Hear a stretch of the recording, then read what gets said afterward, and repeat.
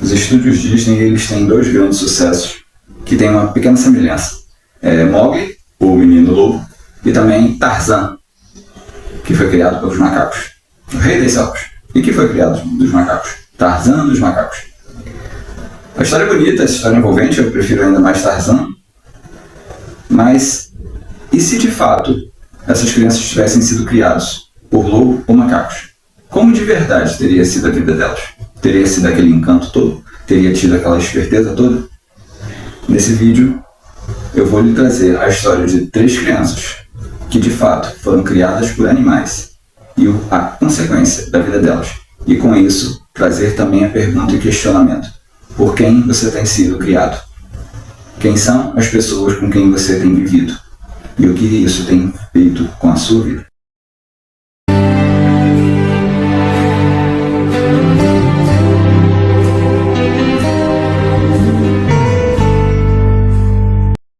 Alguns bons anos atrás eu ouvi falar da história de uma menina chamada Maria Isabel, lá de Portugal. Maria Isabel nasceu em 6 de julho de 1970 e teve uma história um tanto triste de se contar. O que acontece é que na época, em 1980, os jornais tiveram conhecimento de uma situação que Maria Isabel estava vivendo desde 1976. Qual era a situação? Desde os 4 anos de idade, Maria Isabel estava sendo criada pelas galinhas que viviam ali no terreno, onde ela vivia com os pais. Na primeira versão que eu soube dessa história, há muito mais tempo atrás, agora eu vim recapitular, eu soube que os pais não tinham com quem deixá-la. Então, a casa me parece que era construída na parte de cima e abaixo dessa casa foi feito um viveiro onde as galinhas eram criadas ali e ali a Maria Isabel vivia. Na segunda versão que eu vim saber mais recente, na verdade a mãe dela tinha problemas mentais e por conta disso ela maltratava a filha e deixava ali. O fato é que esse convívio da Maria Isabel com as galinhas lhe trouxe consequências muito sérias. Ela foi perdendo a humanidade dela e começou a adotar aqueles mesmos comportamentos das aves com quem ela estava sendo criada a maior parte do tempo. Então os jornais noticiaram que ela começou a assumir os mesmos comportamentos de uma ave. Ela batia asas, ela carejava, puxava a pata, ciscando. Ou seja, ela pensou que de fato ela era parte daquela família de galinhas que estava ali naquele viveiro. Ou seja, a mentalidade dela foi atrofiada. Um outro caso que eu achei bastante triste foi da ucraniana Oksana Malaya, que foi nascida em 1983. Os pais da Oksana eram alcoólatras. E o que a história conta é que a Oksana não recebia a devida atenção, a qualidade de atenção que os pais deveriam estar dispensando a ela. E, como ela não recebia a atenção dos pais em casa, ela começou a conviver com os cães e começou a assumir aquele comportamento dos cães também. A história também conta que a Oksana, assim como a Maria Isabel, ela também gostava, latia, cheirava comida antes de comer, assim como um cão faz. Na época que eu tive conhecimento da história dessas 2 meninas, eu soube de um rapaz que passou por uma situação semelhante também. E a médica que o descobriu, que o tratava, acabou dizendo que até os 20 e poucos anos de idade o rapaz ainda sofria de demência, que a mente dele havia atrofiado, que ele não tinha evoluído. Um adulto que seja pai hoje ou mãe, o natural é esperar que seu filho evolua, que ele tenha um bom trabalho, que ele tenha uma boa família, que ele tenha um bom emprego, que agregue para a sociedade. Isso é o normal que se espera. Agora, o que pensar de uma criança que poderia ter essa projeção, uma criança que poderia ter esse desenvolvimento, e na verdade o crescimento dela é limitado por outras criaturas que não têm mais o que oferecer a ela até aquele nível de vida. Eu vou tentar trazer um contraste. Quando eu era criança, onde eu fui criado, os garotos xingavam muito. E eu, para querer me sentir pertencente àquele grupo, comecei a me adaptar aos xingamentos e a outros comportamentos, jeitos de falar, maneiras agressivas. O grupo com que eu me envolvi chegou até me elogiar. Nossa, como ele está evoluído, nossa, olha como ele está ousado e tudo mais. Mas na verdade meu comportamento não era o melhor que eu estava adquirindo com aquele grupo de crianças com quem eu estava me envolvendo. Mas o que estava acontecendo ali? As pessoas com quem eu estava andando tinham certos hábitos, certas vivências, e eu, para querer me sentir pertencente, estava me associando a elas e adaptando, assumindo para mim aquele tipo de comportamento. Isso não é difícil de entender. Se uma pessoa que mora no Rio Grande do Sul vive boa parte do tempo ali se muda para o Nordeste depois de algum tempo. É só questão de tempo. O sotaque dela, chances são de começar a transformar e ela deixar de ter aquele sotaque lá do Sul e começar a ter o sotaque do Nordeste. Uma pessoa que mora no Rio de Janeiro e vai passar uma temporada no Nordeste, é questão de tempo, sem ela precisar se esforçar. O sotaque dela vai começar a se transformar. Essa mesma pessoa que mora no Rio de Janeiro, se ela se mudar para o Sul, o que vai acontecer é questão de tempo. Por influência, por vivência, por associação, o sotaque dessa pessoa vai começar a mudar também. Ela vai começar a falar igual as pessoas de lá. No final da década de 90 ou no início, uma frase cunhada pelo palestrante Jim Rohn se tornou muito popular. Diz que você é a média das 5 pessoas com quem você mais vive. E isso nos traz a pergunta: quem são as 5 pessoas com quem você mais vive? Quem são as 5 pessoas com quem eu mais estou vivendo? Que influências essas pessoas estão trazendo para as nossas vidas? É a influência boa? É a influência desejável? Ou a influência ruim, não desejável? Você consegue perceber o que a influência dessas pessoas está fazendo na sua vida? Ao viver depois de algum tempo com um certo grupo de pessoas, é natural que os trejeitos, cacoetes, vícios de fala vão começar a influenciar. É normal que isso aconteça. Basta você pensar na sua família. Que hábitos você consegue perceber que você adquiriu da sua família? Pensa também nos seus colegas com quem você mais se envolve. Os programas que você assiste, os conteúdos que você consome na forma de páginas de Facebook, TikTok, programas do YouTube, pessoas com quem você conversa, leituras que você faz, isso vai influenciando a sua vida. Eu lembro da história de um rapazinho da rua onde eu fui criado, que uma vez eu tomei conhecimento dele e disseram: sabe aquele rapaz assim, daquela família tal? Eu falei: sei. Ele foi morto. Aquele garoto? Eu disse: sim. Mas o que aconteceu? Pois é, ele saiu com uma galera, saiu com uma turma, ao que parece foram roubar um carro e atiraram nele. Ele morreu durante o assalto. E era um garoto de bem, era um garoto de família. Mas qual foi o diferencial aí? A família era de boa, mas quem eram as pessoas com quem ele estava envolvido? Quais eram as influências que esses garotos estavam trazendo para a vida dele? Consegue compreender? Nas escrituras sagradas, no livro de 1 João, a gente lê assim: Deus é luz, e nele não há nenhuma escuridão. Portanto, se dizemos que vivemos unidos com Deus, mas vivemos na escuridão, então estamos mentindo com palavras e ações. Porque, porém, se vivemos na luz, como Deus está na luz, então estamos unidos uns com os outros. Essa palavra aqui de vivemos, peripáteo, do original grego, diz de alguém que faz seu próprio caminho, alguém que conduz. Eu mesmo me conduzo. Então, se nós falamos que nós vivemos com Deus, mas a forma como nós nos conduzimos, né, a nossa ação, na verdade, nós vivemos com Deus, que habita a luz, mas a nossa vida é de trevas, então a gente está mentindo. Aquilo que a gente fala não se encaixa com aquilo que a gente vive. Aí a gente vê, inclusive, um encaixe da mesma palavra nas duas situações. Se vivemos na escuridão, se nos conduzimos na escuridão, é uma coisa. Se nos conduzimos em Deus, se vivemos em Deus, é outra coisa. As experiências são completamente diferentes. E por que ele diz isso? Porque se nós vivemos em Deus, se o nosso caminhar é com Deus, nós vamos caminhar com outras pessoas que vivam com Deus, que vivam de fato na luz também. Em João 1,5 diz assim: a luz resplandeceu nas trevas e as trevas não prevaleceram. Você acende um fósforo numa sala que está escura, naquele mesmo instante, aquele pequeno fósforo, aquela pequena luz, ela vai espantar as trevas ali naquele pequeno pedaço. Quanto mais luz houver, mais clareza, né? O óbvio, né? Mais você consegue enxergar o que está à sua volta. A escuridão, ela tem a ver com ignorância. A escuridão, ela tem a ver com não ver, não enxergar, não ter conhecimento, não saber o que está acontecendo. A escuridão, ela pode estar também diretamente envolvida a dor, com sofrimento, com quebra. Uma pessoa que está se movendo na escuridão, são muito maiores as chances dela tropeçar, de dar uma cabeçada num canto, de derrubar alguma coisa. A escuridão, ela traz prejuízos. Agora, se você vem trazendo luz, onde há luz, onde há clareza, é sinônimo também de conhecimento, de sabedoria, de saber o que está acontecendo, de saber o que está havendo. Então aqui, se você se envolve com uma pessoa que está envolta em trevas, e a sua vivência com essa pessoa que está envolta em trevas, o natural é que você vai viver em ignorância, você vai se perder e não vai estar sabendo o porquê daquilo ali que está acontecendo. Agora, se você anda com uma pessoa que tem conhecimento, se você conhece uma pessoa que tem clareza, que vê, e esse é o seu andar, o caminho de vocês é o mesmo, é durante o dia, é durante a claridade, onde está iluminado, menores são as chances de você quebrar um objeto, quebrar alguma coisa, se perder, ter prejuízo.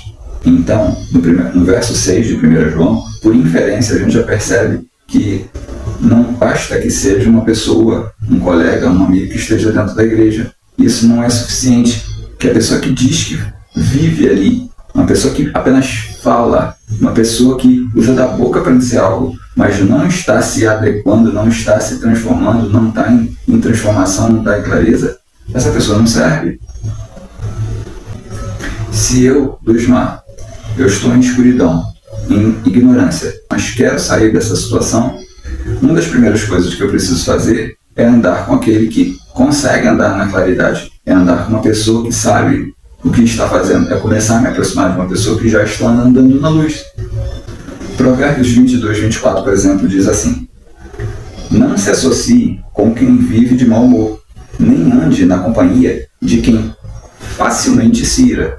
Uma pessoa que toda hora está irritadíssima, uma pessoa que não consegue se frear, uma pessoa que não tem domínio próprio, você vai achar isso normal. Eu fico pensando nas pessoas que assistem certos programas de reality show e fico admirando a pessoa essa, aquela coisa, olha só como ela é cheia de atitude, olha só como ela resolve, olha só como ela faz e acontece. E na verdade, pelo menos há muitos anos atrás, aquilo que eu vi há décadas atrás, era uma pessoa descontrolada, era uma pessoa que aumentava os conflitos.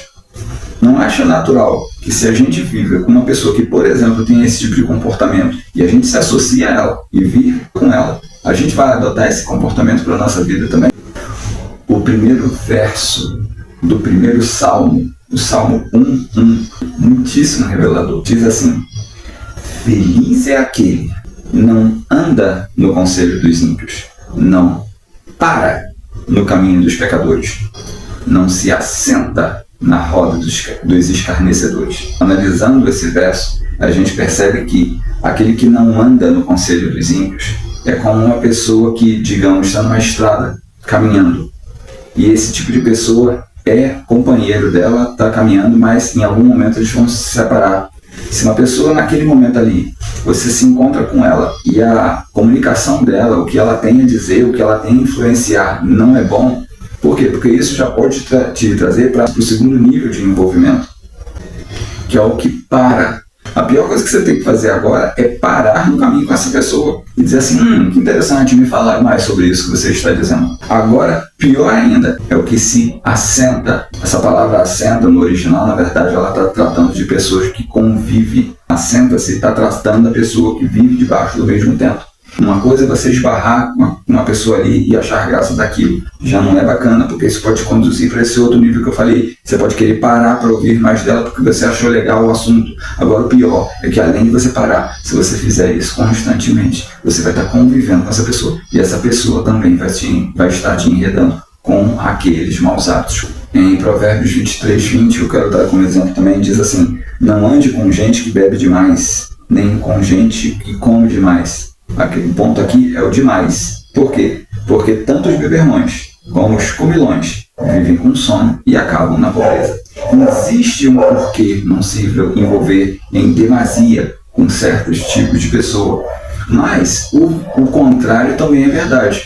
Se por um lado certas pessoas vão nos desvirtuando, nós fizermos o escolho acertado de pessoas que tenham o oposto desses hábitos ruins, o oposto do que é a escuridão, a partir do momento que a gente vê uma pessoa que anda na luz, a gente associa o andar na luz a uma pessoa onde as coisas fluem muito melhor do que uma pessoa que tenta fazer as coisas na escuridão. A partir do momento que eu olho para uma pessoa que tem de fato um bom casamento, de fato um bom relacionamento, notadamente, ela tem bons controle financeiro. Eu que sou estudante, eu começo a me envolver com os bons alunos da turma.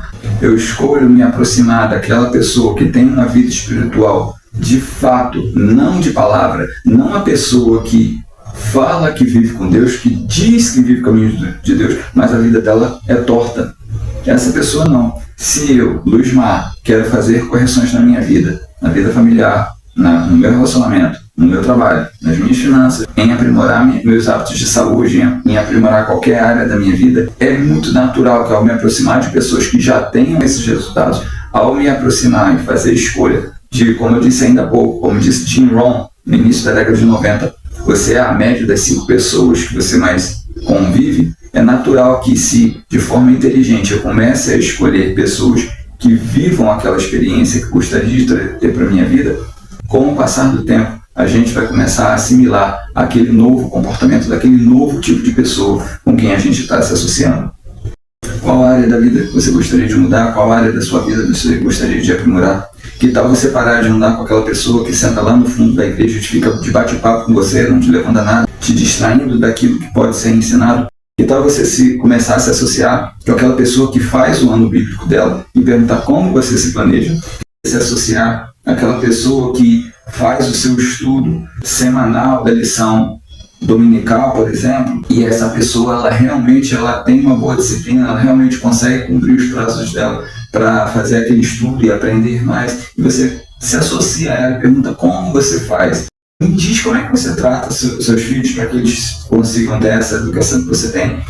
Não adianta a gente se orgulhar daqueles pontos positivos que nós temos na nossa vida e nos contentarmos somente com aqueles, se outras áreas da nossa vida estão em defasagem. Se eu quero me tornar uma pessoa melhor, um melhor trabalhador, eu vou ter que me associar à pessoa que já trabalha bem, a pessoa que estuda bem, a pessoa que tem bons modos, a pessoa que tem um bom testemunho de vida espiritual. Busque as pessoas, torne-se amigo verdadeiro dessas pessoas.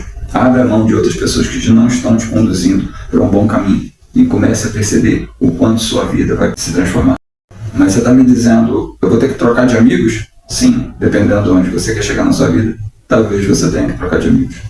Sabe por quê? Eu vou trazer de volta o exemplo daquelas crianças que eu falei ainda há pouco. A boa notícia que eu posso trazer sobre aquilo é que, segundo a última fonte que eu pesquisei, na verdade houve exagero por parte da imprensa na época que noticiou aqueles fatos. Na verdade, aquelas crianças não tiveram comportamentos de bater as asas, ciscar, latir, rosnar. Ao que parece, o dano foi menor. Mas você não está em busca de um dano menor. Na verdade, você não nasceu para ser uma galinha. Se for para comparar com alguma ave, você nasceu para ser uma águia. Você não nasceu para ser cauda. O Senhor Deus te quer como cabeça. A palavra do Senhor Deus, ela diz assim: vós, porém, sois raça eleita, sacerdócio real, nação santa. E santa significa separado, você é diferente. Você é povo de propriedade exclusiva de Deus. Você é um príncipe, você não é um cachorro, você não é uma ave, você não é um macaco ou descendente de macaco. Você é um príncipe, você é uma princesa, você é uma pessoa nobre. Então, nós precisamos nos adequar e vivermos como pessoas nobres que somos. Essa expectativa que Deus tem sobre nós e é a expectativa que nós devemos ter sobre nós também. Se nós somos da realeza, se nós somos príncipes e princesas, nós devemos nos envolver com aqueles que pertencem à realeza de Deus. E você? Faz sentido isso que foi dito? O que você achou desse vídeo de hoje? Você concorda? Você discorda? Me fala aí nos comentários. Vou te pedir a gentileza.